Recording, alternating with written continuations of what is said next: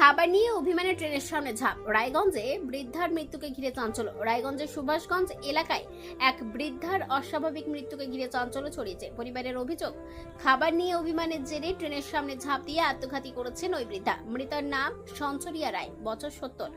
পরিবার সূত্রে জানা গিয়েছে, রবিবার রাতে বাড়িতে রান্না করা খাবার পছন্দ না হওয়ায় অভিমান করে তিনি বাড়ি থেকে বেরিয়ে যান। এরপর আর বাড়ি ফেরেননি। সোমবার ভোরে স্থানীয়রা রেল লাইনের কাছে তার দেহ দেখতে পেয়ে পরিবারের সদস্যদের খবর দেন। অভিযোগ, একটি ইঞ্জিনের সামনে ঝাঁপ দিয়ে তিনি আত্মঘাতী হন। মৃতার ছেলে মঙ্গল রায় জানান, তার মায়ের খাবার নিয়ে প্রায়ই অভিযোগ থাকতো, তবে এমন চরম সিদ্ধান্ত তিনি নেবেন তা পরিবারের কেউ কল্পনাও করতে পারেননি। ঘটনার খবর পেয়ে রায়গঞ্জ রেল পুলিশ ঘটনাস্থলে পৌঁছে দেহ উদ্ধার করে। দেহটি ময়নাতদন্তের জন্য রায়গঞ্জ মেডিকেল কলেজ ও হাসপাতালের মর্গে পাঠানো হয়েছে। কি কারণে এই মর্মান্তিক ঘটনা ঘটলো তা খতিয়ে দেখতে তদন্ত শুরু করেছে রেল পুলিশ।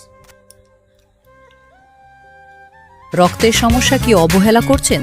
অ্যানিমিয়া, ইনফেকশন থেকে শুরু করে ব্লাড ক্যান্সার, সময় মতো সঠিক ডায়াগনোসিস অত্যন্ত জরুরি। অ্যানিমিয়া ও ডেফিসিয়েন্সি প্রোফাইল টেস্ট, ব্লিডিং ও clotting test, advanced haematology test, cancer marker test, আধুনিক ডায়াগনস্টিকের মাধ্যমে রক্তের প্রতিটি সমস্যার নির্ভুল শনাক্তকরণ নিশ্চিত করা হয়।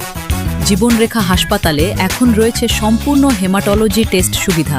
আজই পরীক্ষা করুন, সুস্থ থাকুন।